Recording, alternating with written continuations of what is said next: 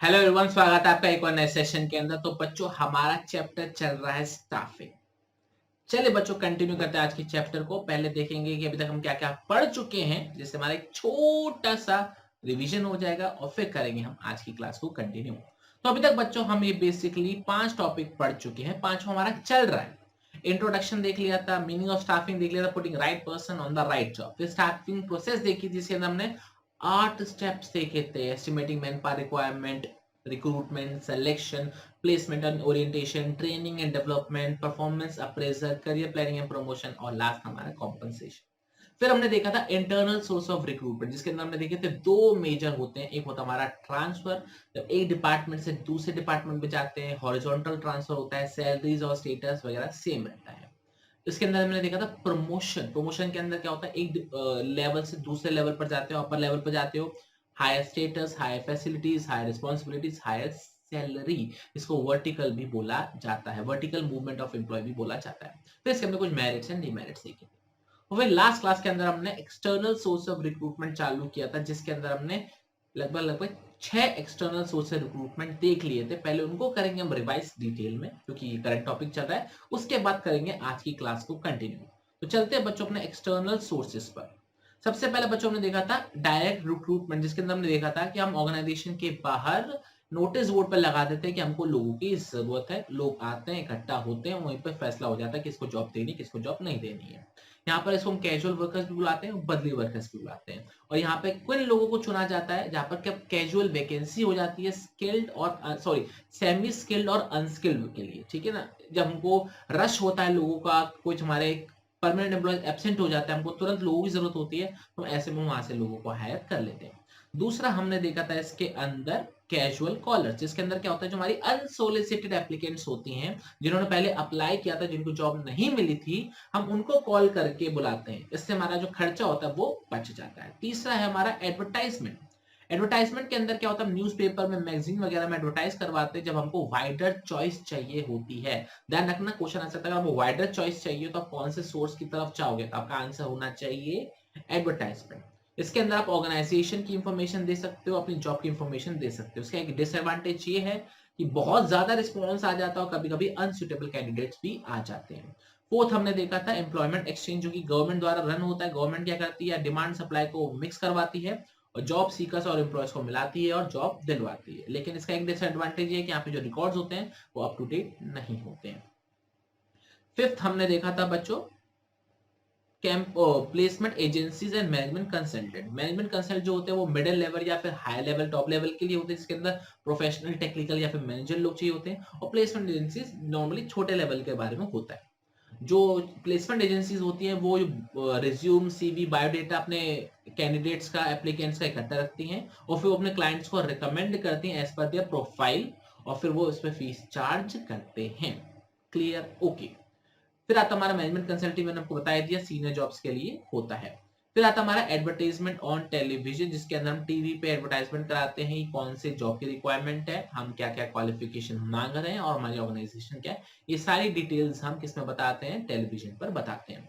Last हमने इसके अंदर देखा था कैंपस रिक्रूटमेंट, जो कि बड़ा ही सिंपल सा था कि जो भी कॉलेजेस होते हैं वो इंस्टीट्यूट्स को बुलाते हैं, टेक्निकल इंस्टीट्यूट्स को, मैनेजमेंट इंस्टीट्यूट्स को बुलाते हैं, और at the end of the year जब क्वालिफाइड हो जाते हैं बच्चे, उनको फिर वहां से जॉब मिला जाता है। Clear, okay. तो ये था हमारा बच्चों अभी तक का रिवीजन, जो हमने 4 मिनट के अंदर करीबन करीबन कर लिया। अब करते हैं आज की क्लास को कंटिन्यू।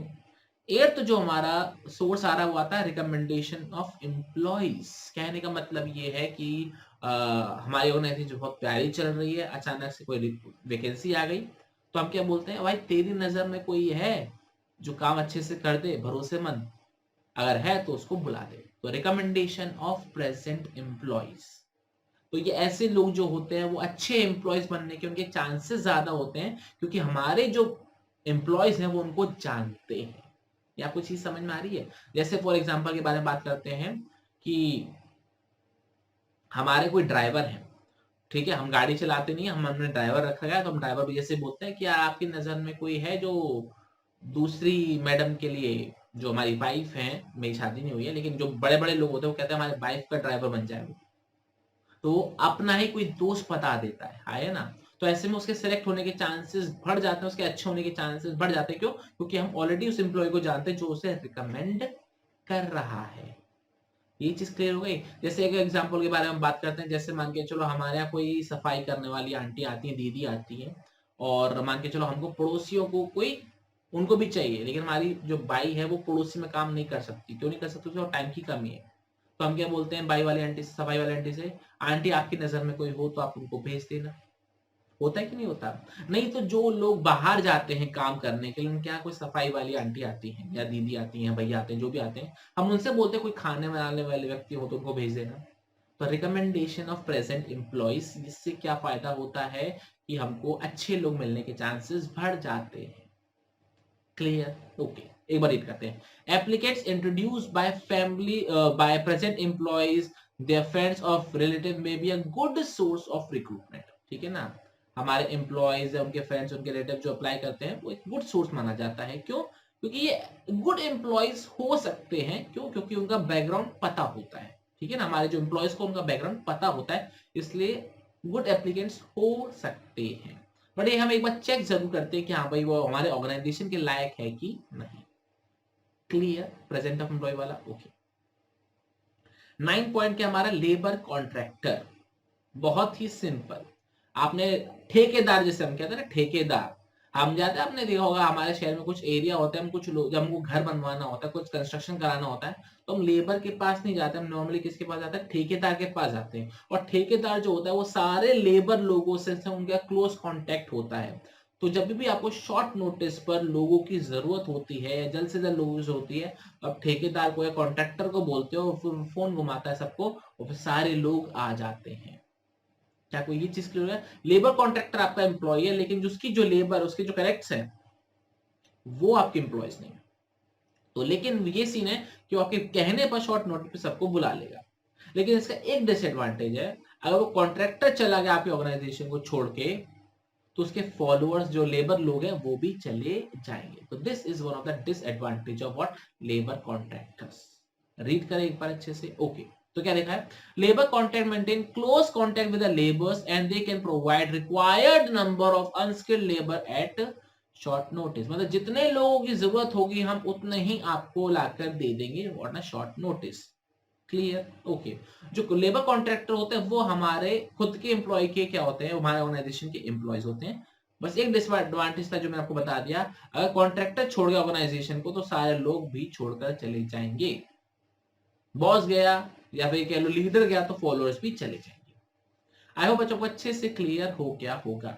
और जो बच्चों लास्ट सोर्स है हमारा, बहुत ही सिंपल और बहुत ही ज्यादा फेमस, जो आजकल का चल रहा हुआ है, वेब पब्लिशिंग। बहुत सारी एप्लीकेशंस आ रही हैं, बहुत सारी वेबसाइट्स आ रही हैं जहां पर हम नौकरी ढूंढते हैं या फिर जहां पर हम वैकेंसी डालते हैं।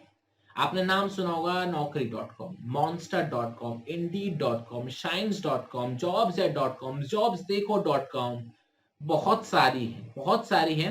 तो यहाँ पर क्या होता है, जो जॉब सीकर्स आते हैं वो जॉब ढूंढने के लिए आते हैं, और जो जॉब एम्प्लॉय प्रोवाइडर्स होते हैं, एम्प्लॉयज होते हैं, वो जॉब प्रोवाइड करते हैं। तो ये एप्लीकेशन एक मीडियम, एक प्लेटफॉर्म बन जाती हैं जो जॉब सीकर्स को और जो एम्प्लॉयर्स को मिलाती है। क्लियर? एक बार रीड करें। Okay. Internet is becoming a common source of recruitment these days. Websites specifically designed and dedicated for the purpose of providing information about both job seekers and job opening. ये website जो होती हैं, जो हमारे employees होते हैं वो भी बहुत ज्यादा विजिट करते हैं, और जो ऑर्गेनाइजेशन लोगों को ढूंढते हैं वो भी बहुत ज्यादा विजिट करती है। एग्जाम्पल के तौर पर naukri.com, monster.com, shine.com, indeed.com, ये सारे आप लिख सकते हो। क्लियर? तो ये थे हमारे बच्चों 10 के 10 एक्सटर्नल सोर्स ऑफ रिक्रूटमेंट, और यहां से क्वेश्चन बनने के चांसेस बहुत ज्यादा हैं। अगर आपको अच्छे से क्लियर है तो याद रखना। अच्छा, एक बात और, लेबर कॉन्ट्रैक्टर में और डायरेक्ट रिक्रूटमेंट में थोड़ा सा कंफ्यूजन हो सकता है, क्योंकि सब कुछ शॉर्ट नोटिस पे चाहिए होता है, तो यहां पर आप ध्यान रखना। तो एक बार फटाफट से सारे नाम रिवाइज कर लेते हैं। पहला था क्या हमारा? Direct recruitment. दूसरा हमारा क्या था? Casual caller. तीसरा क्या था हमारा? एडवर्टाइजमेंट। चौथा था हमारा एम्प्लॉयमेंट एक्सचेंज। पांचवा क्या था हमारा? प्लेसमेंट एजेंसी या मैनेजमेंट कंसल्टेंट। छठा था हमारा एडवर्टाइजमेंट ऑन टेलीविजन। सातवां हमारा कौन सा था, ये कैंपस रिक्रूटमेंट। आठवां है हमारा रिकमेंडेशन ऑफ एम्प्लॉय। नौवां क्या है हमारा, लेबर कॉन्ट्रैक्टर। और 10वां हमारा वेब पब्लिशिंग। तो ये आपको नाम याद होने चाहिए और अंदर का कॉन्सेप्ट याद होना चाहिए। क्लियर। अच्छा बच्चों, आप कहोगे सर बहुत ज्यादा पैराग्राफ्स हैं तो हम कैसे याद रखें, तो आप बस ये कर सकते हो कि इसके आगे बुलेट पॉइंट्स में लिख दो, तो ये 2-3 कीवर्ड्स हैं, इससे हम सेंटेंस बना लेंगे।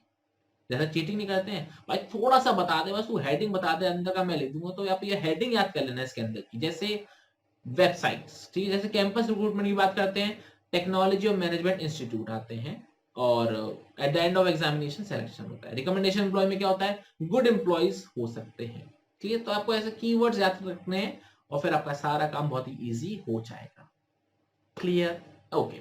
चलिए बच्चों, बात करते हैं इसके मेरिट्स की और डीमेरिट्स की, एक्सटर्नल सोर्सेस के फायदे क्या हैं और नुकसान क्या है। तो एक एक करके फायदे और नुकसान को दोनों को देखते हैं।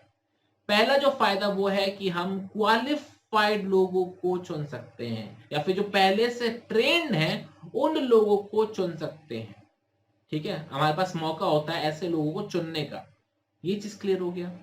तो by using external source of recruitment the management can attract qualified and trained people to apply for vacant job in organization. तो हम एडवर्टाइजमेंट करके बढ़िया लोगों को, जो ऑलरेडी क्वालिफाइड है, जो ऑलरेडी ट्रेंड है, उनको हम अट्रैक्ट कर सकते हैं अप्लाई करने के लिए। दूसरा सबसे इंपॉर्टेंट चीज क्या है, ये हमको देता है वाइडर चॉइस, क्योंकि बहुत ज्यादा लोग अप्लाई करते हैं तो हम बहुत ज्यादा लोगों में से चुनते हैं, तो हमारे पास एक ज्यादा चॉइस होती है कि हम बेस्ट चॉइस उसमें से कर पाए।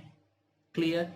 तीसरा, जब हमारे प्रेजेंट एम्प्लॉइज इनसफिशिएंट होते हैं, या फिर जिसका हम ट्रांसफर प्रमोशन करके भी जॉब वैकेंसीज को हम नहीं कर पाते हैं फुलफिल, ऐसे केस में हमारे पास क्या आता है, फ्रेश टैलेंट आता है, न्यू ब्लड आता है, और हमको वाइडर चॉइस मिलती है कि हम बढ़िया लोगों को चुन सकें। जब हम इंटरनली नहीं कर पाते तो ऑब्वियस सी बात है, हमारी मजबूरी होती है एक्सटर्नली जाना, लेकिन एक्सटर्नली जाते हैं तो हमको फ्रेश टैलेंट मिल जाता है।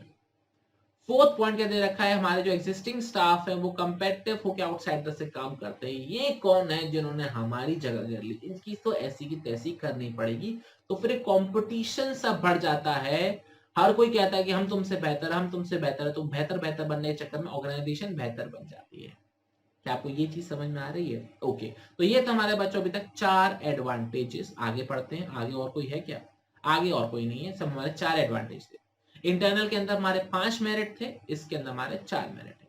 अब बच्चों बात करते हैं लिमिटेशंस ऑफ एक्सटर्नल सोर्सेस, इसकी कमियां क्या क्या हैं। 3 मेजर कमियां हैं जो हम पढ़ने वाले हैं, और 3 ही हैं बेसिकली। पहला तो ये है, महंगा बहुत पड़ता है। सीरियसली महंगा बहुत पड़ता है। आप एडवर्टाइजमेंट चाहे न्यूज़पेपर में कराओ, चाहे टीवी में कराओ, चाहे आप कैंपस रिक्रूटमेंट करने के लिए कॉलेजेस में जाओ, चाहे वेबसाइट्स पे डालो, खर्चा अच्छा खासा हो जाता है। तो it's a very costly process because you have to spend a lot on advertisement.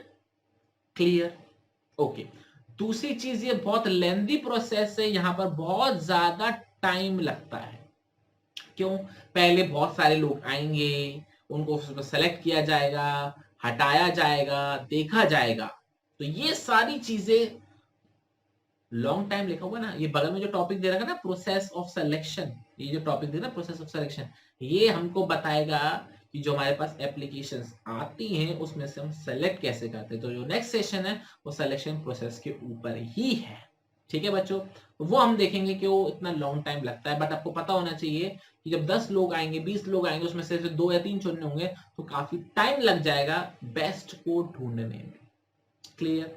Interview का भी 1-1, 2-2, 3-3 घंटे लग जाते हैं। मल्टीपल राउंड्स ऑफ इंटरव्यू होते हैं, पहले एक बंदा इंटरव्यू लेता है, फिर दूसरा बंदा लेता है, तीसरा बंदा लेता है, तब जाके सिलेक्शन होता है। आपको मैं एग्जांपल बताऊं, मेरे एक जानकार हैं जो फेसबुक में लगे हैं, और एक जानकार है जो गूगल में लगे हैं। उनके 32 राउंड हुए थे इंटरव्यू के, 32 राउंड्स ऑफ इंटरव्यू। पहले कभी किसी ने इंटरव्यू लिया, पहले किसी इंटरव्यू नहीं लिया, तब जाके उनका सिलेक्शन हुआ। तो मुझे एक बात बताओ, 32 के 32 इंटरव्यू क्या एक दिन में हुए होंगे? नहीं होंगे। क्या सिर्फ एक जने ने अप्लाई किया हुआ? नहीं, महीनों लग जाते हैं कभी कभार तो अच्छे एम्प्लॉयज को ढूंढने में। तो इसलिए it's a very lengthy process when you search employees outside the organization. Clear. और जो हमारा लास्ट लिमिटेशन वो क्या है कि हमारे जो प्रेजेंट एम्प्लॉयज हैं वो डिससेटिस्फाइड हो जाते हैं या फिर फ्रस्ट्रेट होते हैं। क्यों? मान के चलो एक टॉप पोजीशन खाली हुई तो मैं को उम्मीद थी कि मुझे प्रमोशन मिलेगा और मैं बड़ा खुश हो रहा था, मैं मरे मन लड्डू फूट रहे थे। हुआ क्या, बाहर से कोई या बंदा आ गया और बैठ गया, तो मुझे गुस्सा आएगा कि नहीं आएगा? मेरा काम करने का मन करेगा कि नहीं करेगा? नहीं करेगा। मेरा गुस्सा आएगा, मैं चिढ़ निकालने की कोशिश करूंगा। तो मतलब ये है कि मेरे जो चांसेस है प्रमोशन के वो रिड्यूस हो गए, क्योंकि सामने किसी बाहर से बंदे को सेलेक्ट कर लिया। तो I will be frustrated, I will be dissatisfied. क्या ये चीज क्लियर हो गया? ओके। तो बच्चों ये थे हमारे एक्सटर्नल सोर्सेस ऑफ रिक्रूटमेंट। एक बार मेरिट्स और डीमेरिट्स को एक बार रिवाइज कर लेते हैं, जिससे हमारा टॉपिक अच्छे से कंप्लीट हो जाएगा। डीमेरिट्स क्या है? सबसे पहला हमारे जो प्रेजेंट एम्प्लॉयज है वो डिससेटिस्फाइड, फ्रस्ट्रेट हो जाएंगे, उनके प्रमोशन के चांसेस रिड्यूस हो जाएंगे। दूसरा पॉइंट क्या, बहुत ज्यादा कॉस्टली प्रोसेस है, एडवर्टाइजमेंट वगैरह पे खर्चा काफी ज्यादा हो जाता है। और तीसरा बहुत ज्यादा लेंथी प्रोसेस है, क्योंकि सिलेक्शन करने में काफी टाइम बीत जाता है। क्लियर? ओके। अब बस मेरिट्स को एक बार रिवाइज कर लेते हैं और फिर आज की क्लास को करेंगे दी एंड। सबसे पहला जो मेरिट क्या है, क्वालिफाइड लोग मिल जाते हैं, ट्रेंड लोग हमको मिल जाते हैं, उनमें से ढूंढने का हमको मौका मिल जाता है। दूसरा, हमारे पास वाइडर चॉइस होती है, क्योंकि हम एडवर्टाइजमेंट कराते हैं तो हमारे पास बहुत ज्यादा लोग होते हैं, उसमें हम बेस्ट चुन सकते हैं। तीसरा, फ्रेश टैलेंट हमारे पास आता है। जो भी जॉब वैकेंसीज होती हैं, जब हम within the organization fill नहीं कर पाते हैं, तो उस चीज में एक्सटर्नल सोर्स हमारे लिए फ्रेश टैलेंट लेकर आता है। और लास्ट, जो हमारे कंपेटिटिव स्पिरिट है वो बढ़ जाता है। क्लियर? ओके। आज जो हमने करा था वो करा था रिकमेंडेशन एम्प्लॉय। कि प्रेजेंट एम्प्लॉय से हम रिकमेंडेशन लेते हैं, हो सकता है वो अच्छे एम्प्लॉयज बन जाए, और क्योंकि उनका बैकग्राउंड थोड़ा सा पता होता है। लेबर कॉन्ट्रैक्टर का हमने मतलब देख लिया कि जो कॉन्ट्रैक्टर होता है वो शॉर्ट नोटिस पर अनस्किल्ड लोगों को बुला सकता है। और फिर हमने देखा था वेब पब्लिशिंग। वेब पब्लिशिंग के अंदर हमने बेसिक क्या देखा था, जो भी वेबसाइट्स होती हैं वहां पे जॉब सीकर्स और जो ऑर्गेनाइजेशन दोनों जाते हैं और जॉब्स की तलाश और जॉब्स देते हैं। क्लियर? आई होप बच्चों को अच्छे से क्लियर हो गया होगा अभी तक के सारे टॉपिक। तो बच्चों हमारा एक्सटर्नल सोर्सेज ऑफ रिक्रूटमेंट भी अच्छे से कंप्लीट हो चुका है। आई होप आपको मजा आया होगा पढ़ने में। तो बस अभी हमारे कुछ ही टॉपिक्स बचे। कौन कौन से बचे? हमारा सिलेक्शन प्रोसेस बचा है। 6, 7, 8, 9 टॉपिक्स बचा है। मतलब अगले 2 दिन के अंदर ये चैप्टर हमारा कंप्लीट हो जाएगा। तो चलिए बच्चों, आपसे मुलाकात करते हैं अगले सेशन के अंदर, जिसके अंदर हम देखेंगे सिलेक्शन प्रोसेस। तब तक अपना बहुत बहुत ख्याल रखना, पढ़ते रहना और मजे करना। जय हिंद, जय भारत, बाय बाय।